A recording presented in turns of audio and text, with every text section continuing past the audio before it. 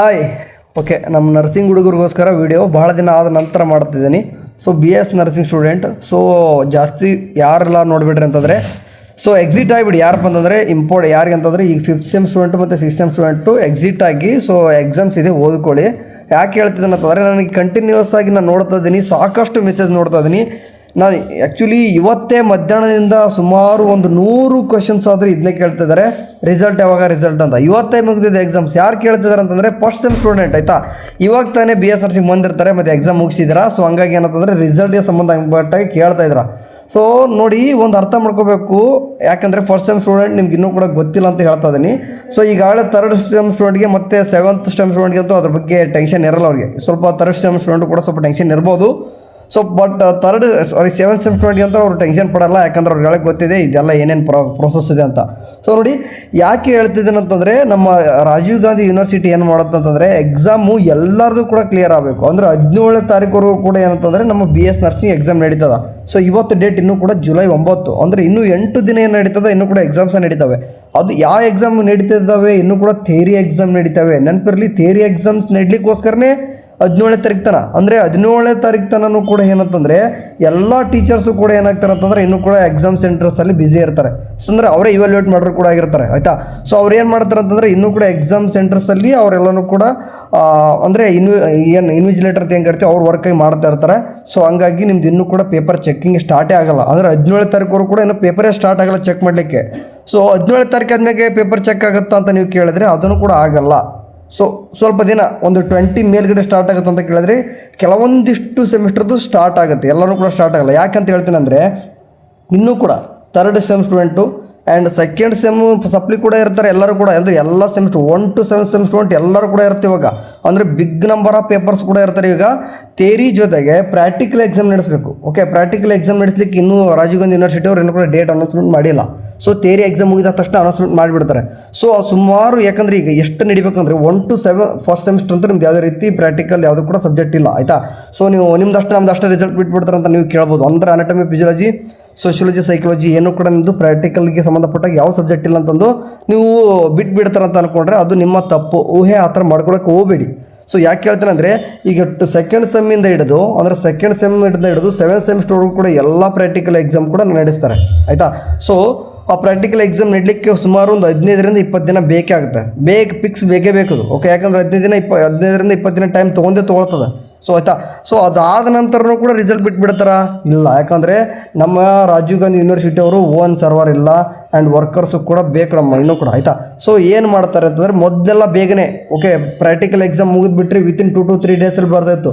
But ಇತ್ತೀಚೆಗೆ ಹೆಂಗಿದೆ ಅಂದರೆ ಪ್ರಾಕ್ಟಿಕಲ್ ಎಕ್ಸಾಮ್ ಮುಗಿದ್ರೆ ಒಂದು 7ರಿಂದ 15 ದಿನ ಟೈಮ್ ತೊಗೊತದ. ಅಂದರೆ ನಿಮ್ಮ ರಿಸಲ್ಟ್ ಎಕ್ಸ್ಪೆಕ್ಟೇಷನ್ ಮಾಡ್ಕೊಂಡ್ರೆ ನಾನು ಹೇಳ್ತೀನಿ, ಈ ಮಂತ್ ಫುಲ್ ಎಕ್ಸಾಮ್ದೇ ನಡೀತದ. ಒಂದು ಥಿಯರಿ ಪ್ರಾಕ್ಟಿಕಲ್ ಇದೇ ನಡೀತು ಜುಲೈ, ಅಂದರೆ ಜೂನ್ ಆಯಿತು, ಜುಲೈ ಆಯಿತು. ಓಕೆ, ನೆಕ್ಸ್ಟ್ ಆಗಸ್ಟು ನಿಮ್ಗೆ ಎಕ್ಸ್ಪೆಕ್ಟ್ ಮಾಡೋದು ಹೇಳ್ತಾ ಇದ್ದೀನಿ. ನಿಮಗೆ ರಿಸಲ್ಟ್ ಹೇಳ್ತಾ ಇದ್ದೀನಿ ಯಾರಿಗೆ ಫಸ್ಟ್ ಸೆಮ್ ಸ್ಟೂಡೆಂಟ್ಗೆ ಎಸ್ಪೆಷಲಿ ನಿಮಗೆ ಆಗಸ್ಟ್ ಒಳಗಡೆ 2nd ವೀಕ್ ಹೋಗ್ಬೋದು ನಿಮ್ಮ result.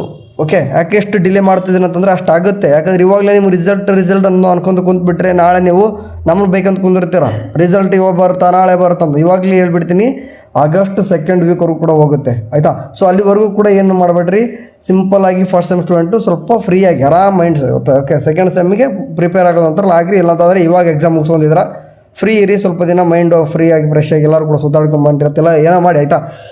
Main student 2nd sem ಮುಂದೆ ಹಿಡಿದು 7th ಸೆಮ್ ಸ್ಟೂಡೆಂಟ್ಗೆ ಪ್ರಾಕ್ಟಿಕಲ್ ಎಕ್ಸಾಮ್ ಮುಂದಿರ್ತದೆ. ಅದೇನು ಆಲ್ಮೋಸ್ಟ್ ಇತ್ತೀಚೆಗೆ ನಮ್ಮ ಪ್ರಾಕ್ಟಿಕಲ್ ಎಕ್ಸಾಮ್ ಯಾವ ರೀತಿ ನಡೀತಾ ಇದೆ ಅಂತಲೂ ಕೂಡ ಗೊತ್ತಿದೆ ನಿಮಗಾಗಲೇ. ಸೊ ಹೆಂಗೋ ಪಾಸ್ ಮಾಡ್ತಾರೆ, ಪ್ರಾಕ್ಟಿಕಲ್ ಅಂತೂ ಯಾರನ್ನೂ ಫೇಲ್ ಮಾಡಲ್ಲ. ಸೊ ಒಂದು ಭಯ ಇರೋದು ಫಸ್ಟ್ ಸೆಮ್ ಸ್ಟೂಡೆಂಟ್ಗೆ ಅನಾಟಮಿ ಸಬ್ಜೆಕ್ಟು ಭಾಳ ಅಂದರೆ ಭಾಳ ಟಫು. ಅದರಲ್ಲೂ ಕೂಡ ಫಸ್ಟ್ನೇದು ಲಾಂಗೆಸ್ಟೇ ಏನಾಗಿದೆ ಅಂತಂದರೆ ಸಿಕ್ಕಾಪಟ್ಟೆ ಟಫ್ ಬಂದಿದೆ. ಅದಕ್ಕೋಸ್ಕರ ಹುಡುಗರದ್ದು ರಿಸಲ್ಟ್ಗೆ ಭಯ ಪಡ್ಕೊಂಡಿದ್ದಾರೆ. ಸೊ ನೋಡಿ, ನೀವು ಏನೇ ಮಾಡಿ, ನೀವು ಎಂಥ ಕ್ವೆಶನ್ ಆದರೂ ಬಂದಿರಲಿ, ನೀವು ಪೇಪರ್ ಯಾವ ರೀತಿ ಇವ್ಯಾಲ್ಯೂಯೇಟ್ ಮಾಡ್ತಾರ ಅದನ್ನು ಕೂಡ ಮ್ಯಾಟ್ರ್ ಆಗುತ್ತೆ. ನೀವು ಯಾವ ರೀತಿ ಬರೆದಿದ್ದೀರಾ ಅದೆಲ್ಲನೂ ಕೂಡ ಮ್ಯಾಟ್ರ್ ಆಗುತ್ತೆ. ಓಕೆ, ಇವ್ಯಾಲ್ಯೂಯೇಟ್ ಬಗ್ಗೆ ನಿಮ್ಗೆ ಎಲ್ಲನೂ ಕೂಡ ಸಪ್ರೇಟಾಗಿ ಹೇಳ್ತೀನಿ. ಗ್ರೇಸ್ ಮಾರ್ಕ್ಸ್ ಬಗ್ಗೆ ನಿಮಗೆ ಆಳಿ ಕ್ಲಾರಿಫಿಕೇಷನ್ ಗೊತ್ತಿದೆ, ನಿಮ್ಮ ಸೀನಿಯರ್ಸ್ನ ಕೇಳಿಲ್ಲ ಅಂತಂದ್ರೆ ನಾನು ಕೂಡ ಒನ್ ಟೈಮ್ ವಿಡಿಯೋ ಮಾಡ್ತೀನಿ, ಆಯಿತಾ, ಗ್ರೇಸ್ ಮಾರ್ಕ್ಸ್ ಬಗ್ಗೆ ಡೀಟೇಲಾಗಿ. ಸೊ ರಿಸಲ್ಟ್ ಎಕ್ಸ್ಪೆಕ್ಟೇಷನ್ ಪದೇ ಮಾಡ್ಕೊಳ್ಕೊಬೇಡ್ರಿ. ಆಗಸ್ಟ್ 2nd ವೀಕ್ವರೆಗೂ ಕೂಡ. ಸೊ ಇಷ್ಟೇ ಹೇಳಕ್ಕೆ ಬಂದಿದ್ದೆ, ಮತ್ತೇನಲ್ಲ.